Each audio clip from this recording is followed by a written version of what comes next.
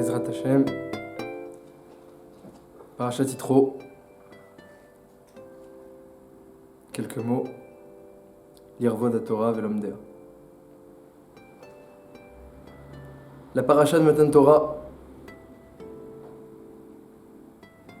une parasha tellement significative qui inspire la crainte et la joie en même temps. Lorsqu'on lit un peu les psukim, et c'est une mitzvah bémet de les lire, mis à part Shnei Micha et Chatarum, il y a une mitzvah de se rappeler de Matan Torah tous les jours de notre vie, comme l'écrit le Ramban, qui pense que c'est une mitzvah bifnei atzma à part entière. Ce fut le 3e jour de préparation. Il y avait des voix, du tonnerre, une épaisse nuée et sur la montagne, et une voix de chauffard puissante, immensément. Le peuple entièrement tremblait dans le camp. Moshe Rabbeinu est sorti vers Hachem, tandis que le peuple se tenait en bas de la montagne. Et la montagne du Sinaï était pleine de fumée, parce que la Shrina d'Hachem y était descendue dans le feu. On avait l'impression que sortait une fumée comme d'un four, dit la Torah. La montagne elle-même tremblait. La voix du chauffard allait en s'intensifiant. Moshe parlait et Hachem faisait retentir sa voix. Hachem descendit sur la montagne, en haut, et Moshe monta vers lui. Hachem dit à Moshe, préviens bien le peuple qu'ils ne doivent pas monter, etc. Lorsqu'on lit de tels psukim, on tremble. On s'imagine au Har Sinaï, c'est une mitzvah de s'imaginer, comme le dit la Mechilta, un homme doit se voir chaque jour comme s'il était au Har Sinaï.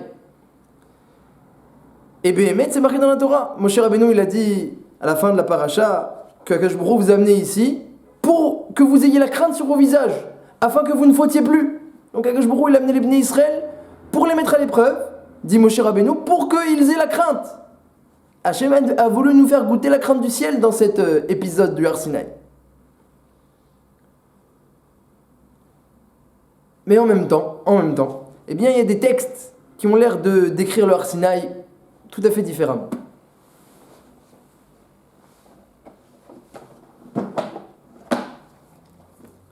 C'est marqué dans le Midrash, sur Hachirim Rabbah, qu'un jour Ben Azaï était en train de faire des drachot et il y avait du feu au-dessus de sa tête. Alors ils sont partis voir Rabbi Akiva. Ben Azaï fait des drachot et il y a du feu au-dessus de sa tête. Rabbi Akiva est venu le voir, dit, moi, tu étudies la Kabbalah, qu'est-ce que tu fais? Il dit, pas du tout, j'étudie le Tanakh et je prends les psukim de la Torah et je suis Mekacher, je les lis aux psukim des Nevim et je les lis aux psukim des Ktuvim, et les psukim eux-mêmes sont tellement smechim qu'on est comme au Har Sinaï, et donc le feu du Har Sinaï est descendu, a expliqué Ben Azaï à Rabbi Akiva en toute simplicité. Vadvarim ayu smechim kintinatam ve'arevim keikar netinatam. Les divrei Torah étaient tellement joyeux et tellement délicieux que le feu du Har Sinaï est descendu. Donc on a l'impression que le Har Sinaï, nous dit Ben Azaï, c'était un moment de joie et de délice. Et celui qui arriverait à retrouver cette joie et cette délice dans les divrei Torah, le feu descend, comme s'il étudiait la Kabbalah, a dit Ben Azaï. On trouve également un Midrash où c'est marqué là-bas que dans Midrash Tanchuma que Resh Lakish a dit là-bas, tout celui qui veut dire un Dvar Torah et il n'est pas attirant et délicieux comme une kala aux yeux de son khatan, qu'il ne le dise pas. Comme on l'apprend des psukim, plusieurs psukim, où la Torah est comparée à une kala. Alors si quelqu'un doit dire des divrei Torah, mais ça ne ressemble pas à une kala aux yeux du khatan, ne les dit pas. Un autre midrash dit, Devash vechalav tachat leshoner, le miel et le lait sont sous ta langue. De quoi ça parle ce pasuk de Shir Hashirim? De la Torah évidemment. Et si tu dois dire un Dvar Torah en public et que tes divrei Torah ne sont pas délicieux comme le lait et comme le miel, alors noarlo shelo lomran, il vaut mieux ne pas les dire. Pourquoi? Parce que la Torah, elle est comparée au lait au miel. Donc ne manque pas l'image de marque de la Torah. Ne lui manque pas de respect. Si tu dis des divrei Torah, ils sont pas graves comme le lait et le miel, eh bien c'est quelque part un chilul Hashem, une profanation de ce qu'est la Torah Béhémet. Donc la Torah, c'est comme le lait, le miel, elle est agréable comme une kala aux yeux du khatan, elle est délicieuse et joyeuse, comme au Har Sinaï. Eh bien, voilà l'ambiance du Har Sinaï d'après les Midrashim. Et même il y a un Midrash qui dit que chaque commandement qu'Hachem disait, il y avait une odeur différente qui sortait. Chaque commandement, il avait une odeur différente. Et ensuite, le commandement, il venait lui-même, puisque les commandements, entre guillemets, s'affichaient miraculeusement dans le ciel en lettres de feu, il venait devant chaque Ben Israël. Et il se présentait à lui. Voilà, je suis l'Otir Tsar, je suis l'Oyelecha, et moi je suis l'Otissa Hashem Hashav, l'Otissa Hashem Hashem Lashav. Et chaque commandant, il venait devant le Ben Israël, il se présentait et lui indiquait, il lui enseignait qu'est-ce qu'il contient, et ensuite il l'embrassait. Et Midrash, il dit qu'il embrassait Mamash. Donc on voit, voilà, une proximité de la joie, du délice, de l'amour, d'après les Midrashim. Et dans la Torah, pas du tout. De la crainte, de la peur. Comment résoudre ce paradoxe qui est tellement connu, mais...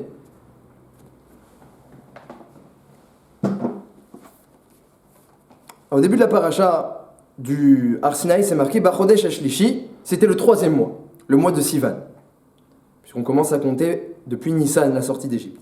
Le 3e mois, les Tzed Bene Israël Meret Mitzraïm, Bayom Azeh, Baumit Bar Sinaï. Donc la Torah dans la paracha Titron nous décrit que les Bene Israël, au début du Perek Yutet, sont arrivés au Har Sinaï, le 3e mois, Bayom Azeh. Et Rashi il dit, donc c'était Rosh Chodesh, le premier Sivan. Ils sont arrivés au Har Sinaï, et Lo Yatzer Lertov Bayom Azeh. Rashi dit, il n'y a pas besoin d'écrire Bayom Azeh, en ce jour-ci. C'est pas comme ça qu'on parle, ils sont arrivés en ce jour-ci. Maximum, on aurait pu dire Bayom Ahou, en ce jour-là. Pourquoi c'est marqué en ce jour-ci?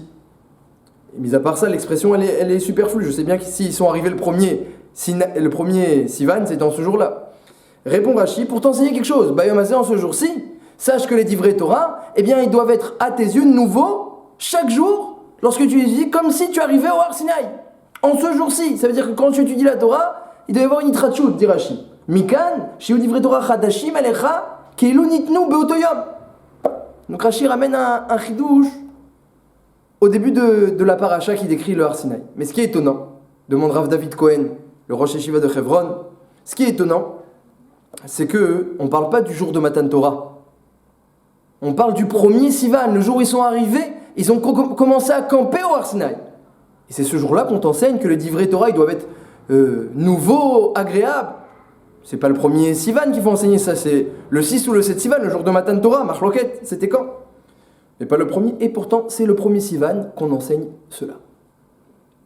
Ensuite, dans la suite dans les psukim d'après, c'est marqué Moshe Allah Ela Elokim. Donc ce premier Sivan, les Bnei Israël sont arrivés, ils sont partis de Rephidim, Vaïsou Merphidim, ils sont partis de Rephidim, et ils sont arrivés au Har Sinaï, ils ont campé, et Moshe est monté. Demande les Mefarshim, Priskouni, le Sforno, Balé Atosfot, pourquoi Moshe est monté? Et ils expliquent que Moshe est monté pour demander à Hachem qu'est-ce qu'il doit faire les Bnei Israël. Arrête, Hachem avait dit à Moshe qu'il les sort d'Égypte, Beotziacha et Ta'am, Tavdou Nedelokim El Harazé. Lorsque Moshe a vu le buisson ardent, Hachem lui a dit, tu vas voir, les Bnei Israël, je vais les sortir et ils vont me servir sur cette montagne. Alors dès qu'ils sont arrivés sur la montagne du Sinaï, ils ont campé, le premier Sivan. Alors Moshe est parti voir Hachem et a dit, et comment alors maintenant, on va te servir, comme tu nous l'as prévenu, comme tu nous as annoncé lors du buisson ardent, comment on te sert? Alors, dans la suite de la paracha, les psukim d'après, la suite du Perek Yutet, c'est marqué qu'Hachem a dit, Kotomar le Bet Yaakov Tagel Ibn Israël. Parle aux femmes et parle aux hommes. Ve'ayim shamot tishmeu. Ce sera si vous écoutez. Alors dit le Chiskouni et le Sforno aussi, la avoda que je vous demande, Bnei Israël, sur cette montagne-là, c'est Ve'ayim shamot tishmeu. D'écouter. Si écoutez, vous écoutez. Zot i avodati, dit le Chiskouni. C'est ça la avoda que je vous demande, et c'est ça la avoda que j'avais prévu déjà depuis le buisson ardent. Écoutez, vous écoutez. Mais on ne sait pas qu'est-ce que ça veut dire écouter doublement. Kotomar le Bet Yaakov, il faut parler aux femmes pour qu'elles écoutent. Taged Livnei Israël, parler aux hommes. Alors on parle aux femmes gentiment, Tomar, on parle aux hommes durement, Taged. Et ce sera si vous écoutez, c'est ça ce que je vous demande. Asher Tavdou Net Elokim, c'est ça la avoda à faire, Baharazé dans cette montagne. Alors ça reste encore un peu obscur.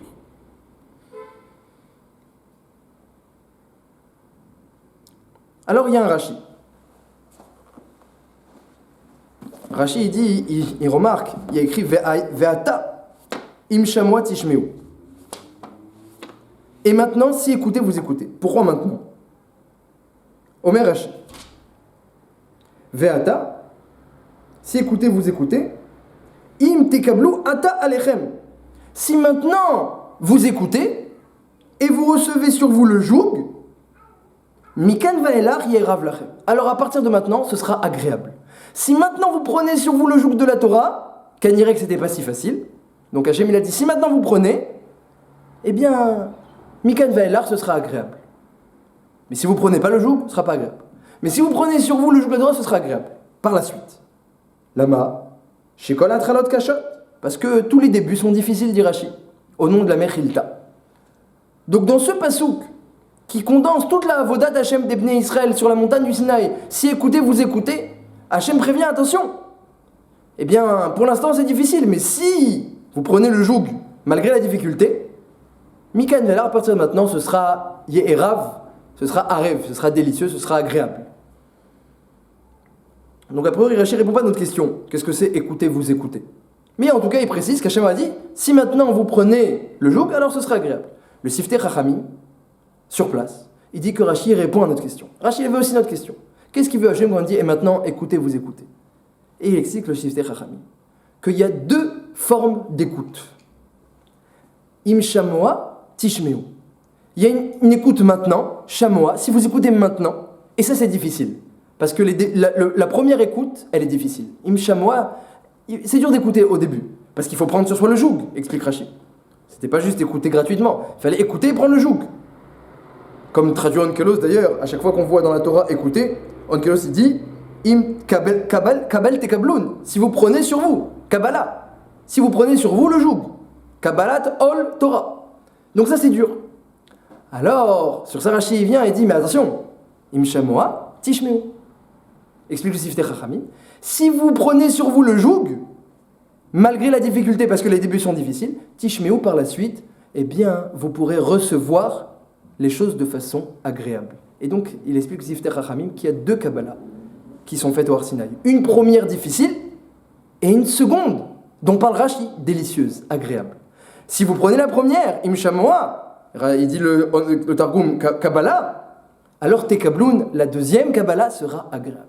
Et donc, on voit au Har Sinaï, on découvre, le premier Sivan, ce jour-là où il y a toute la Vodat Hashem d'Ebné Israël, explique le Chizkouni, qui doit être faite en ce jour-là, eh bien, qu'il y a deux Kabbalot à faire. Une première difficile, une seconde agréable. Mais on ne comprend pas encore trop de quoi il s'agit. Alors, Rav David Cohen, Rosh Hashanah de Hebron, explique que dans la Torah, on voit à deux reprises, de deux manières, la notion de shmiya, d'écouter. On voit écouter, ça veut dire recevoir le joug. Comme on voit les Bnei Israël, eh bien, ils ont pris sur eux le joug de la Torah. Ils ont dit en parashat semaine, naaseh. Et on voit aussi dans la Torah que celui qui écoute, c'est celui qui reçoit sur lui l'ordre. Shema Israël. Est-ce que tu reçois sur toi le joug d'Hachem, Hachem Elokeinu, Hachem Echad? C'est Kabbalat Ol Malchut Shamaim. Écouter, c'est recevoir sur soi le joug de la Torah et des mitzvot, ou le joug de celui qu'on écoute. Si on écoute un patron, si on écoute son maître, eh bien écouter, ça veut dire recevoir le joug. C'est une première forme d'écoute. Il y a une deuxième forme d'écoute dans la Torah. C'est marqué que Yehuda, il a dit à ses frères, on va pas tuer Yosef, on le vend. Et les frères, ils ont écouté. Qu'est-ce que ça veut dire ils ont écouté? Alors Rashi dit, ils ont accepté. Ils ont accepté l'idée que finalement on ne va pas le tuer, bien qu'on avait décidé, qu'on avait fait le procès. Ils ont accepté l'idée, ça a été mityachev en eux, l'idée s'est posée en eux, que finalement on va que le vendre et c'est pas grave. Et sur ça on reproche à Yehuda qu'il aurait pu même leur faire accepter l'idée de le sauver. Mais ça c'est pas le sujet d'aujourd'hui. Alors il y a écrit Veishmeu Rav, ils ont entendu, Onkelos dit évidemment Vekabiluminé, ils ont écouté, Rashi ramène Onkelos, et il dit c'est quoi cette écoute? C'est écouter, c'est-à-dire accepter l'idée. Comme on voit par exemple Veishma Yaakov El Aviv. Yaakov il a écouté son père, il a accepté ce que son père lui a dit. Ouna, c'est Venishma. C'est quoi Nishma, dit Rashi? Nishma c'est accepter les choses, accepter la Torah, Nishma. Comme ça dit Rashi. Alors il ressort de là un grand principe. Que Naasé, on sait très bien, que les Bnei Israël Naasé, ils ont dit on va faire toute la Torah. On va étudier, on va appliquer, on va faire toute la Torah. Tout ce qui est marqué dans la Torah, on va le faire. Naasé. Donc c'est accepter le joug, naasé. Omer Rachid Nishma, c'est aussi accepter le joug. Mais c'est pas accepter le joug en pratique. C'est que les choses, mitiashvot, elles reposent dans ton cœur. Elles soient bien assises, elles soient bien comprises. Comme les frères qui ont accepté l'idée que maintenant, finalement, on va vendre Yosef. Est-ce que la Torah, seulement, elle est appliquée en pratique, ou alors elle repose, elle est comprise, elle est meyushevet, elle repose bien dans ton cœur, elle a une assise, elle est bien comprise. Ça, c'est la deuxième Kabbalah. Et c'est ça dont parle Hachem à Moshe Rabbeinu. Il lui dit « Vayim shamoa tishmeu » Ce sera si écoutez, vous écoutez. Sur Sarachi, il dit « Au début, c'est dur, après, c'est agréable. » Et Siftei Chachamim dit « Il s'agit de deux Kabbalot différentes. » Ces deux Kabbalot, une Kabbalah, c'est « Pour l'instant, je n'ai pas compris. Pour l'instant, c'est pas assis dans mon cœur. Mais j'accepte. Ce qu'il a dit Hachem, j'accepte. S'il faut faire, il faut faire. S'il faut étudier, j'étudie. S'il faut appliquer, j'applique. » Ça, c'est naasé. Mais ça suffit pas. Les Bnei Israël, ils ont promis au Har Sinaï Venishma. C'est quoi Venishma? C'est que les choses, elles vont être comprises, agréables, délicieuses, magnifiques, resplendissantes. Que la Torah, elle soit belle, agréable comme le lait et le miel. Elle soit désirée comme une kala par son khatan. Ça, c'est une seconde Kabbalah qui vient ensuite. Elle ne peut pas arriver en premier, cette Kabbalah. C'est qu'une fois qu'on a pris sur soi le joug, parce que les Atralot sont cachottes, le début est difficile, qu'on peut arriver à cette seconde Kabbalah. Et donc, il ressort de là un grand yesod. Et c'est marqué dans le Midrash que David Amelech, il disait que la Torah, Ayelet Ha'avim, c'est un pasuk de Shlomo Behemet, la Torah, elle est délicieuse, elle est belle, pleine d'amour, Ayelet Ha'avim. Et Shlomo Amelech, il dit là-bas, Lama tishge bezara, pourquoi tu vas aimer une étrangère alors que tu la Torah? Alors David Amelech, il dit, Ma'afti Torah techa. Il répond à ça, moi j'aime la Torah et je n'aime pas les étrangères. Pourquoi je vais perdre mon temps avec des choses étrangères alors que j'ai tout l'amour de la Torah? Ani Yashen, je dors, Ve'imi, elle est avec moi. Je me lève et elle est avec moi. Je suis toute la journée et la Torah elle est avec moi. Et elle me remplit d'amour et de grâce. Elle me donne de la grâce et du plaisir. Ou les fiches Elohim Artia, et puisque je la laisse jamais, alors, Lo Aitali Masoy, dit David Amelech dans le Midrash, elle n'est pas pour moi un fardeau. Et la Zmirot, elle est agréable comme un chant. Comme une chanson qu'on chante comme ça tout le temps, toute la journée, qu'on fredonne, elle est agréable comme ça la Torah, parce qu'elle est tout le temps avec moi. Donc ça veut dire qu'il y a un kécher avec la Torah où elle est assise, elle est agréable, elle est comme, elle est comparée à une amoureuse. Et ça, c'est seulement quand tu l'as pas laissée. Lorsque David Amelech, je l'ai pas laissée, alors elle est comme ça. Mais si tu t'éloignes d'elle, et même un jour, dit le Midrash par la suite, alors elle s'éloigne d'elle aussi, elle s'éloigne de toi un jour, et du coup vous êtes à 2 jours d'écart, parce que toi tu es parti dans un sens, elle est partie dans l'autre, rien qu'en un jour de séparation. Et ça, c'est le ce qui est marqué dans la paracha de cette semaine. Im shamoa tishmeu, c'est ça qu'Hachem demande de toi. Le premier Sivan, le jour où vous arrivez au Har Sinaï, Vaïsoumir Fidim, ils sont partis de Refidim. C'est quoi cette ville Refidim? Une ville où ils s'étaient affaiblis. Rafou Yedem Mina Torah. Lorsqu'on accepte de plus s'affaiblir dans la Torah, et qu'on prend sur soi le joug, et que c'est difficile, mais quand même on le prend. Et on ne sait pas pourquoi, on ne sait pas comment, mais on le prend quand même. Eh bien, à Tralot Kachot, les débuts sont difficiles, mais après il y a une deuxième Kabbalah. Il y a une deuxième réception qui est beaucoup plus agréable. Et il ne faut pas l'oublier, la deuxième réception. Si quelqu'un dit à moi la Torah, je veux bien tout faire, je veux bien étudier, mais ne me demande pas de la kiffer et d'en profiter et d'avoir une relation amoureuse. Les Bnei Israël, ils ont dit, on prend sur nous les deux jougs. Naasé, on va tout faire, Venishma, et on va tout comprendre, qu'est-ce que ça veut dire? On va se délecter de tout, parce que la compréhension, elle amène le délice. Et Hachem, il a demandé pareil, Im shamoa tishmeu, écoutez en acceptant, et après écoutez en vous délectant. Et donc on voit de là 2 Kabbalah dans la paracha de cette semaine. Une première Kabbalah qui est difficile, et une deuxième Kabbalah qu'il ne faut pas oublier, qu'il faut prendre sur soi. Chercher le plaisir dans la Torah, chercher la joie dans la Torah. Pourquoi tu vas chercher une étrangère? Pourquoi tu vas t'amuser avec autre chose, dit David Amelech? Si tu lâches pas la Torah, tu vas voir combien de grâce, d'amour et de plaisir elle va t'apporter. Quand tu te couches, quand tu te lèves, quand tu manges, elle va pas te lâcher. Toi tu la lâches pas et elle te lâche pas. Et vous vous délectez ensemble. Ayelet Ha'avim, c'est une brebis amoureuse. Veilla à la traîne, elle te donne de la grâce. Ça, c'est une relation qu'on peut avoir avec la Torah lorsqu'on aime qu'elle sur soi le joug.